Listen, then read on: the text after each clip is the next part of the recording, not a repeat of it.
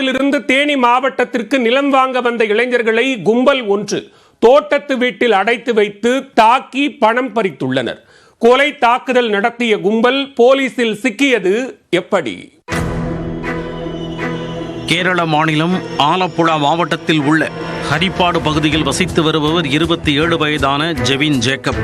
இவரது நண்பர் டேனியல் அதே பகுதியில் மருந்து கடை வைத்து நடத்தி வருகிறார். தமிழ்நாட்டில் குறைந்த விலைக்கு நிலம் விற்பனைக்கு கிடைப்பதாக கேள்விப்பட்டு இவர்கள் இருவரும் கடந்த டிசம்பர் 22ஆம் தேதி தேனி மாவட்டம் கூடலூர் பகுதிக்கு வந்துள்ளனர். வரும்பொழுது டேனியல் தனது நண்பர்களான அஜோய் மற்றும் ஆன்சன் என இருவரை அழைத்துக் கொண்டு சென்றுள்ளார். வெள்ளை நிற மாருதி காரில் கிளம்பிய அவர்கள் 4 பேரும் கூடலூர் வந்ததும் அவர்களை மருதுபாண்டி என்பவர் வரவேற்றுள்ளார். நிலம் உள்ள இடத்தில் பெண்கள் இருப்பதால் 2 மட்டுமே வருமாறு அவர் கூறியுள்ளார். இதனால் அஜோய் மற்றும் ஆன்சனை காரில் இருந்து இறக்கிவிட்டு மருதுபாண்டியின் 2 சக்கர வாகனத்தை பின்தொடர்ந்து ஜெபின் ஜோக்கப்பும் டேனியலும் சென்றுள்ளனர். கூடலூர் வெட்டுக்காடு சாலையில் சென்றவர்கள் காஞ்சி மரத்துறை எனும் பகுதியில் உள்ள தனியார் தோட்டம் ஒன்றிற்குள் சென்றனர். தோட்டத்தில் இருந்த வீடு ஒன்றிற்குள் அவர்கள் நுழைந்ததும் மருதுபாண்டி கதவை பூட்டி தாழ்பால் போட்டுள்ளார். இதற்காகவே வீட்டிற்குள் காத்திருந்த கும்பல் ஜெவினையும் டேனியலையும் வரவேற்று சரமாரியாக தாக்கியுள்ளது.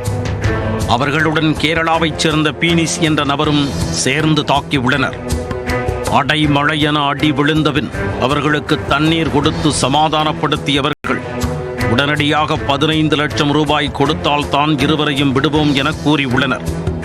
அதற்கு தங்களிடம் அவ்வளவு பணம் இல்லை என அவர்கள் கூற ஜெவின் அணிந்திருந்த விலை உயர்ந்த ஸ்மார்ட் வாட்ச், ஏடிஎம் கார்டு மற்றும் செல்போனை பிடுங்கிக் கொண்டனர்.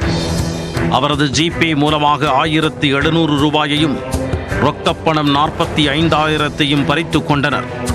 அதேபோல டேனியலின் செல்போன், ஏடிஎம் கார்டு மற்றும் 36,000 ரூபாய் ரொக்கம் ஆகியவற்றை பறித்து கொண்ட கும்பல் அவர்கள் வந்த மாருதி காரையும் எடுத்துக் கொண்டனர்.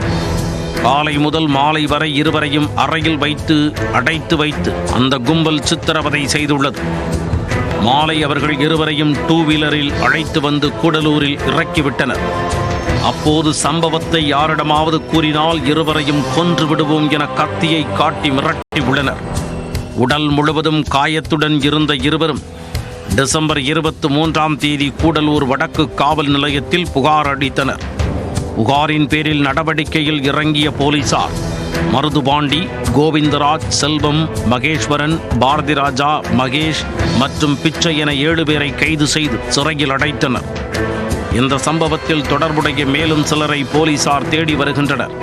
கேரளாவில் இருந்து தமிழ்நாட்டிற்கு நிலம் வாங்க வந்த இளைஞர்களை கும்பல் ஒன்று தாக்கி பணம் பறித்த சம்பவம் பெரும் பரபரப்பை ஏற்படுத்தியுள்ளது. கடலூரில்